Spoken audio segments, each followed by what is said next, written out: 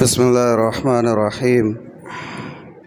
الحمدللہ، اللہ رب العزت کے فضل و کرم سے آج ہم نے تراویح میں 21واں پارہ مکمل سن لیا ہے، اور اس بارے میں قرآن کی جو صورتیں ہماری سماعت سے گزری، اس میں گزشتہ کل جو صورت کا آغاز ہوا تھا سورۃ العنکبوت، اس کا کچھ حصہ ہوا ہے، اور اسی طریقے سے سورہ لقمان اور سورہ غالباً روم بھی آغاز ہوئے ہیں الحمدللہ۔ تو بہت سارے احکامات، بہت ساری ہدایات اس حصے کے دوران ہماری سماعت سے گزری ہے۔ بہرحال سب پر تو بات نہیں کرنی ہے۔ آج جو صورتیں گزری ہے اس میں ایک صورت لقمان بھی ہماری سماعت سے گزری ہے۔ سورہ لقمان کا تذکرہ تھوڑا سا کر دیتے ہیں۔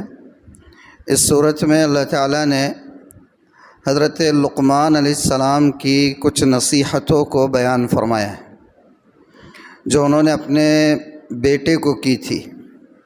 لقمان علیہ السلام کون تھے؟ عام طور پر لوگ یہ سمجھتے ہیں کہ لقمان نبی تھے۔ لقمان علیہ السلام نبی نہیں تھے، بزرگ شخصیت تھی، حکیم تھے، دانا تھے، حکمت سے بھری باتیں کیا کرتے تھے، اور یہی وجہ ہے کہ حکمت سے لبریز چونکہ ان کی باتیں ہوا کرتی تھی، تو عربوں کے اندر ان کی باتیں اور ان کی ملفوظات اور ان کی حکمت کی باتوں کو بہت زیادہ محفوظ رکھنے کا اہتمام کیا گیا۔ اللہ تعالیٰ نے اس صورت کو، یا یہ کہیے کہ حضرت لقمان علیہ السلام کی نصیحتوں کو قرآن میں اس لیے بیان فرمایا کہ عرب لقمان علیہ السلام کو اور ان کی حکمت بھری باتوں کو تو بہت مانا کرتے تھے، اور لقمان علیہ السلام جو اپنے بیٹے کو نصیحت کر رہے ہیں، سب سے پہلی نصیحت یا وصیت کر رہے ہیں کہ اللہ کے ساتھ کسی کو شریک نہیں کرنا۔ نبی کریم صلی اللہ علیہ وآلہ وسلم نے جب اپنا پیغام حق مشرکین مکہ کے سامنے سنایا، تو بجائے اس کے کہ وہ خود اس بات کو تسلیم کرتے، ان لوگوں نے خود بھی اللہ کے رسول کی بات کو تسلیم نہیں کیا، بلکہ جو لوگ، جو بچے، جو نوجوان اللہ کے رسول صلی اللہ علیہ وسلم کی بات کو غور سے سنتے تو وہ اپنے ان بچوں کو منع کیا کرتے تھے۔ تو گویا اللہ تعالیٰ نے قرآن حکیم میں لقمان حکیم کی وصیت نازل فرمائی، یعنی بیان کی، ذکر کی۔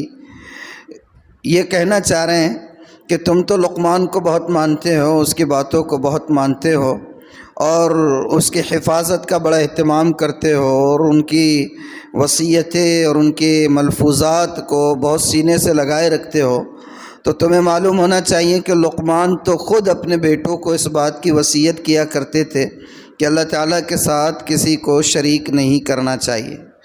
وَإِذْ قَالَ لُقْمَانُ لِابْنِهِ وَهُوَ يَعِظُهُ يَا بُنَيَّ لَا تُشْرِكْ بِاللَّهِ إِنَّ الشِّرْكَ لَظُلْمٌ عَظِيمٌ۔ اللہ تعالیٰ فرما رہے ہیں کہ لقمان اپنے بیٹے کو نصیحت کر رہے ہیں، اور نصیحت کرتے ہوئے کہتے ہیں کہ بیٹے، اللہ کے ساتھ کسی کو شریک نہیں قرار دینا، اس لیے کہ شرک سب سے بڑا ظلم ہے۔ لقمان تو یہ تھے کہ اللہ کے ساتھ کسی کو شریک کرنے سے منع کرتے تھے، تم لقمان کو بڑا مانتے ہو، تو پھر یہ بات کیوں نہیں مانتے کہ اللہ کے ساتھ کسی کو شریک نہیں کرنا چاہیے؟ اگر تمہاری اولاد میں کوئی پیغمبر آخر الزماں کی بات کو سن رہے تو تم اسے منع کیوں کرتے ہو؟ گویا یہ کہنے کے لیے اللہ تعالیٰ نے یہ حضرت لقمان کی نصیحتوں کو قرآن میں بیان فرمایا۔ لقمان علیہ السلام کے بارے میں بڑی عجیب پراسرار شخصیت ہے، لوگوں کے اندر بہت عجیب عجیب تاثرات ان کے بارے میں ہیں۔ بعض روایتوں سے یہ پتہ چلتا ہے کہ حضرت لقمان علیہ السلام یہ حضرت ایوب علیہ السلام کے بھتیجے تھے، تو بعض روایتوں سے یہ پتہ چلتا ہے کہ لقمان علیہ السلام حضرت داؤد علیہ السلام کے ہم عصر تھے۔ ہم عصر تھے مطلب حضرت داؤد علیہ السلام کے زمانے میں تھے۔ حضرت لقمان علیہ السلام غلام تھے، بہت ہی کالے کلوٹے، سیاہ قسم کے، ہونٹ بڑے بڑے، ایڑیاں پھٹی ہوئی، کوئی یعنی کہ معاشرے میں اسٹیٹس نہیں، لیکن باتیں ایسی حکمت کی تھی کہ وہ امر ہو گئے۔ بہرحال انہوں نے اپنے بیٹے کو بہت ساری نصیحتیں کی۔ پہلی نصیحت تھی کہ اللہ کے ساتھ کسی کو شریک نہیں کرنا۔ اس کے علاوہ جو نصیحتیں کی وہ بہت اہم نصیحتیں ہیں۔ ایک نصیحت تو یہ کی کہ کہا کہ بیٹے چھوٹے سے چھوٹا عمل کیوں نہ ہو، بڑے سے بڑا عمل کیوں نہ ہو، یا چھوٹے سے چھوٹا عمل کیوں نہ ہو، اور وہ عمل تم نے ظاہر میں کیا ہو یا چھپ کر کیا ہو یا کسی پہاڑ کی چٹان کے اندر جا کر کیوں نہ کیا ہو، اللہ تعالیٰ ان اعمال کو بھی حشر کے میدان میں لا کھڑے کرے گا۔ کوئی چیز چھپی نہیں رہے گی۔ اس لیے ہر وقت ہما وقت اللہ کا استحضار رہنا چاہیے۔ یا بنی انہا ان تک مثقال حبۃ من خردل فتکن فی صخرۃ او فی السماوات او فی الارض یأتی بها اللہ ان اللہ لطیف خبیر، کہ چھوٹی سی چھوٹی چیز بھی ہوگی تو اللہ اس کو حاضر کر دے گا۔ پھر اس کے ساتھ اور نصیحتیں کی کہ ولا تصعر خدک للناس، بیٹے لوگوں سے جب بات کرو تو پورے فیس کے ساتھ فیس ٹو فیس بات کرنا۔ جیسے میں ایک جملہ آج کل 2-3 دن سے بار بار کر رہا ہوں کہ بعض حضرات ہوتے ہیں کہ بات کرتے کسی اور طرف اور رخ کہیں اور ہوتا ہے، یہ گھمنڈ کی علامت ہوتی ہے۔ دیکھیے قرآن سے ثابت ہو رہا ہے۔ حضرت لقمان اپنے بیٹے کو کہہ رہے ہیں کہ بیٹا چہرے کو پھیر کر بات نہیں کرنا کسی سے، اس میں گھمنڈ نظر آتا ہے کہ بات کر رہے ہیں کسی سے، ہاتھ ملا رہے ہیں کسی کو، کوئی آپ کے سامنے بیٹھا ہوا ہے، آپ کی نظریں کہیں اور ہے، ہاں اچھا ٹھیک دیکھیں گے، یہ جو انداز ہوتا ہے یہ گھمنڈ والا ہوتا ہے، یہ غرور والا ہوتا ہے۔ حضرت لقمان کرے بیٹے ایسے نہیں کرنا ہے، اور کہا کہ اکڑ کے نہیں چلنا۔ وَلَا تَمْشِ فِي الْأَرْضِ مَرَحًا إِنَّكَ لَن تَخْرِقَ الْأَرْضَ وَلَن تَبْلُغَ الْجِبَالَ طُولًا، بیٹے اکڑ کر نہیں چلنا، اکڑ کر نہیں چلنا، اترا کر نہیں چلنا، اس لیے کہ تم کتنا بھی اکڑ کر چلو تم اپنے قدموں کی ٹھوکر سے زمین کو پھاڑ نہیں سکتے۔ زمین کو پھاڑ سکتے ہیں، اور کتنا ہی اکڑ لو تمہارا قد آسمان کو نہیں لگ سکتا، آسمان کو لگ سکتا ہے۔ اس لیے انسان ہے، انسان بن کر رہو۔ اور ایک نصیحت یہ کی تھی کہ بیٹے اپنی آواز میں اعتدال رکھنا۔ آواز زیادہ بلند آواز سے چیخ کر بات کرنے والا جو ہے تو عقل مند نہیں ہوتا ہے۔ تھوڑی سی بات ہوگی تو کچھ لوگوں کی عادت ہوتی ہے آپے سے بھی باہر ہوتے، جامے سے بھی باہر ہوتے، آپے سے بھی اور جامے سے بھی باہر ہو جاتے، اور چیخ چیخ کے بات کرنا شروع کر دیتے۔ تو زیادہ چیخنا بہادری کی علامت نہیں ہے۔ لقمان علیہ السلام نے اپنے بیٹے سے کہا کہ ان انکر الاصوات لصوت الحمیر، کہ بیٹا زیادہ چیخنا نہیں، آواز میں بھی اعتدال ہونا، اس لیے کہ سب سے بھدی آواز، سب سے ناپسندیدہ آواز، دا موسٹ انلائکڈ وائس، یعنی سب سے زیادہ ناپسندیدہ اگر کسی کی آواز ہے تو فرمایا کہ وہ آواز گدھے کی ہوتی ہے۔ اور گدھا کیا کرتا ہے؟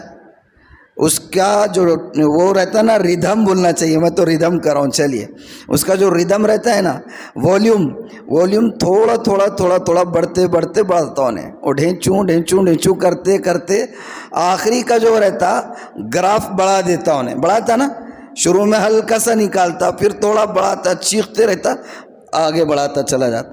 تو حضرت لقمان کرے کہ بیٹے چیخنا چلانا نہیں، یہ گدھے کی صفت ہے، اور پوری کائنات میں سب سے مکروہ آواز اگر کسی کی ہے تو وہ گدھے کی ہے۔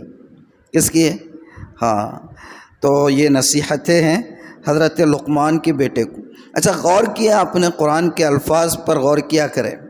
اللہ تعالیٰ نے جہاں یہ نصیحتیں بیان فرمائی، کہا کہ وَإِذْ قَالَ لُقْمَانُ لِابْنِهِ وَهُوَ يَعِظُهُ يَا بُنَيَّ، بیٹے کا نام نہیں لیا لقمان علیہ السلام نے، نصیحت کر رہے ہیں تو بیٹے کا نام نہیں لیا۔ مثال کے طور پر بیٹے کا نام عبداللہ ہے تو یہ نہیں کہا کہ عبداللہ سنو کچھ بات کہنا چاہ رہا ہوں، عمر سنو کچھ بات کہنے چاہ رہا ہوں، زید سنو کچھ بات کہنے جا رہا ہوں، نہیں، بلکہ کہا میرے بیٹے اللہ کے ساتھ شریک نہیں کرنا۔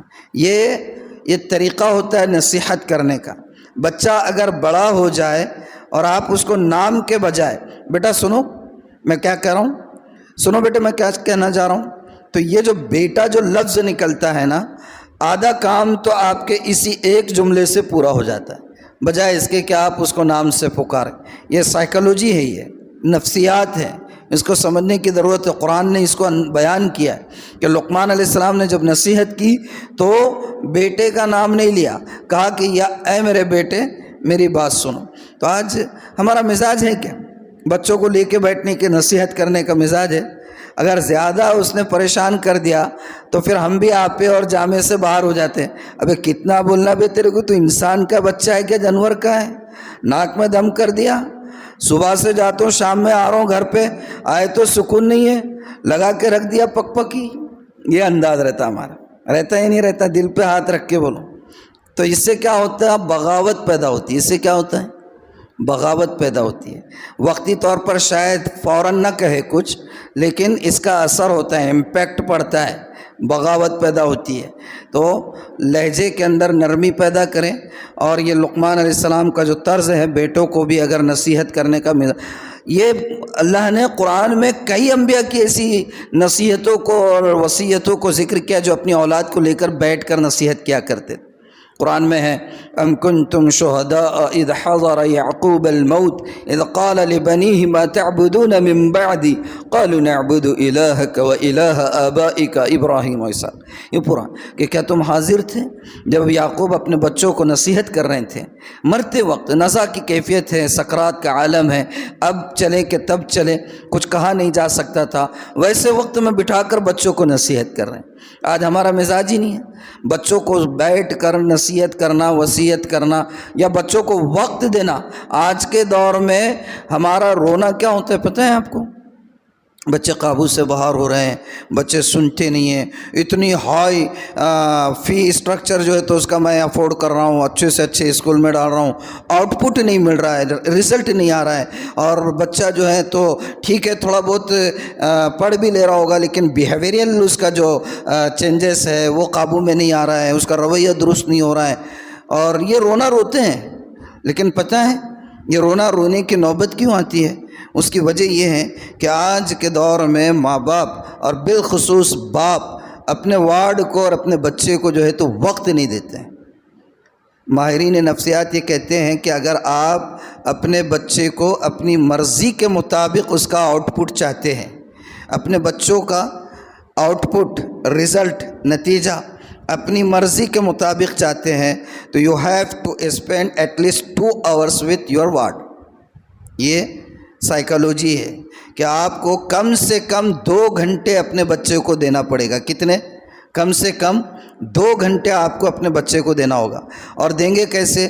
بیٹھ جائے خالی اس کے ساتھ، وہ اپنا کام کرتے رہے، خالی آپ اپنا کام کرتے رہے، آبزرو کرے، اپنے سامنے بٹھائے، پڑھائے، کچھ کرے، اور دیکھیے رزلٹ کیسے نہیں ملتا ہے۔ لیکن ہم لوگ کیا کرتے ہیں؟ اسکول میں ڈال دیتے ہیں، مدارس میں ڈال دیتے ہیں، مکتب میں ڈال دیتے ہیں، سمجھ جاتے ہیں کہ ہم نے جو ہے تو ایک ایسی فیکٹری میں ڈالا ہے کہ وہاں سے برابر جیسے وہ کھڑک مرغی کو 40 دن انڈے پہ بٹھا دیتے، انہیں کھڑ کھڑ کرتی 40 دن کے بعد انڈا دے کے باہر چھوڑ دیتی، وہ مرغی کا بچہ نکل کے۔ ویسا نکلنے والا نہیں ہے بچہ، ویسا نہیں، وقت دینا پڑے گا۔ کیا کرنا پڑے گا؟ قرآن نے، میں نے یہ جو آپ کو بتایا کہ انبیاء کی نصیحتوں کو بیان کیا ہے قرآن میں کہ وہ اپنی اولاد کو نصیحتیں کیا کرتے تھے۔ آج ہمارے پاس اس کا مزاج نہیں، کبھی لے کر بیٹھے، وقت دے۔ اللہ کے رسول صلی اللہ علیہ وسلم تو سبحان اللہ سبحان اللہ کہ آپ تو ہر اعتبار سے نمونہ تھے امت کے لیے۔ آپ اگر شوہر ہیں تو دیکھیے کائنات میں کوئی شوہر ایسا نہیں ملے گا۔ آپ کے انتقال کے وقت اور رحلت کے وقت آپ کی 9 بیویاں حیات تھی۔ کوئی ایک مثال بتا دے 1445 سال میں کہ آپ کی 9 بیویوں میں سے کسی ایک نے بھی آپ کی زندگی کے اندر کسی ایک معاملے میں بھی آپ کی شکایت کی ہو۔ ایسے شوہر تھے، سبحان اللہ۔ بتا سکتا ہے کوئی؟ 9 بیویاں آپ کی رحلت کے وقت حیات تھی، اور آپ کی رحلت کے بعد بعض بیویاں ایسی ہیں جو 40 سال تک حیات رہی۔ لیکن کبھی پوری بائیوگرافیز آپ پڑھ جائیے اللہ کے رسول کی بیویوں کی، کہیں ایک سے بھی نہیں ملے گا آپ کو کہ انہوں نے یہ کہا ہو کہ اللہ کے رسول ایسے تھے، نعوذ باللہ بد اخلاق تھے، چڑچڑے پن کے حامل تھے۔ بالکل نہیں، قطعاً نہیں۔ تو یہ تو ایک شوہر والا معاملہ ہے۔ آپ اگر بچوں کے ساتھ بھی رویہ کیسا تھا؟ سبحان اللہ۔ حضرت انس کہتے ہیں 10 سال تک میں آپ کی خدمت میں رہا، کبھی آپ نے مجھے جو ہے تو ڈانٹا نہیں، نرمی کے ساتھ، شفقت کے ساتھ۔ ایک مرتبہ وحی نازل ہوئی اور اللہ کے رسول صلی اللہ علیہ وسلم ظاہری طور پر آپ لکھنا پڑھنا نہیں جانتے تھے، لکھنا نہیں آتا تھا، آپ کو پڑھنا نہیں آتا تھا. یہ بھی اصل میں ایک معجزہ ہے کہ اللہ نے ایک ایسا کلام جو قیامت کی صبح تک زندہ معجزہ ہے، اس کو ایک ایسی ذات اور ایسی ہستی پر اتارا جو بظاہر حرف شناس نہیں تھے، جو بظاہر حرف شناس نہیں تھے. تو ایک مرتبہ وحی نازل ہوئی تو آپ کا معمول مبارک یہ تھا کہ جب کبھی وحی نازل ہوتی تو آپ جو لکھنا جانتے تھے، چند صحابہ تھے مخصوص کاتبین وحی جو وحی کی کتابت کا کام کیا کرتے تھے، ان کو بلوا لیا کرتے اور ان کے ذریعے سے لکھوا لیا کرتے. وحی نازل ہوئی، حضرت انس خادم تھے آپ کے، چھوٹے سے بچے تھے، آپ نے ان کو بلایا اور غالباً حضرت معاویہ یا جو بھی کاتب وحی آپ نے نام لیا اور کہا کہ ان کو بلا کر لاؤ. یہ دوڑے دوڑے باہر نکلے بلانے کے لیے. دیکھا تو وہاں کچھ بچے کھیل رہے تھے، ان کے ساتھ کھیلنے میں لگ گئے. کافی وقت ہو گیا. اللہ کے رسول صلی اللہ علیہ وسلم نے دیکھا کہ یہ ابھی تک نہیں آئے. آپ آئے باہر تو دیکھا کہ وہ کھیل رہے ہیں. کہا کہ ہم نے تو آپ کو بلانے کے لیے کہا تھا. تو انہوں نے کہا کہ حضرت میں تو بھول گیا تھا، ابھی بلاتا ہوں، اور پھر بھاگ گئے. حضرت انس کہتے ہیں 10 سال تک اللہ کے رسول کی خدمت میں رہا، لیکن کبھی ایک مرتبہ بھی اللہ کے رسول نے مجھ سے یہ نہیں کہا کہ یہ کیوں کیا اور یہ کیوں نہیں کیا، یہ کیوں کیا اور یہ کیوں نہیں کیا. اور ہم دن بھر میں صبح سے لے کر شام تک گھر میں گئے تو پہلا سوال یہ رہتا، بڑے بچوں کی شکایت چھوٹے بچے کرتے، چھوٹوں کا رونا بڑے روتے، ابو انہوں نے ایسا کرے، انہوں نے ایسا کرے، ابو چپ آواز مت نکالو، دیکھو انہوں کیا کر رہے. اور پھر ہم جو ہے تو سوالات کا پٹارا لے کے بڑھ جاتے، کیا کرا، صحیح بولو، کیا کر رہے تھے، صحیح بتاؤ. تو یہ جو انداز ہوتا ہے یہ تربیت کا صحیح انداز نہیں ہے. تو یہ لقمان علیہ السلام کا تذکرہ آ گیا. لقمان علیہ السلام نے اولاد کو، اپنے بیٹے کو نصیحت کی تھی. مناسب لگا کہ اس حوالے سے چند باتیں ذہن میں آ گئی، وہ آپ کو کے سامنے آپ کے گوشے گزار کر دوں. معمول بنائیے اگر آپ کے بچے نوخیز ہے، نوجوان ہیں، عنفوان شباب میں ہیں، تو کبھی کبھار انہیں لے کر بیٹھا کرے. اور اگر وہ اسٹڈی کر رہے ہیں، پڑھ رہے ہیں، تو خدا کے لیے اگر آپ چاہتے ہیں آپ کی خواہش کے مطابق آپ کو رزلٹ ملے تو ایٹ لیسٹ 2 گھنٹے بچوں کو دیا کرے. وقت طے کر دے، قیامت آ جائے اور زمین ادھر سے ادھر ہو جائے، آپ اپنے معمولات میں فرق مت لائے، بچوں کو لے کر بیٹھے، اس کی ذہن سازی کرے، تربیت کرے. ہے ہی نہیں مزاج. ہارون الرشید اب وقت ہو رہا ہے اس لیے ختم کر دیتا ہوں، جانے دو، واقعہ بھی ذہن میں ہے لیکن نہیں بولتا ہوں اب.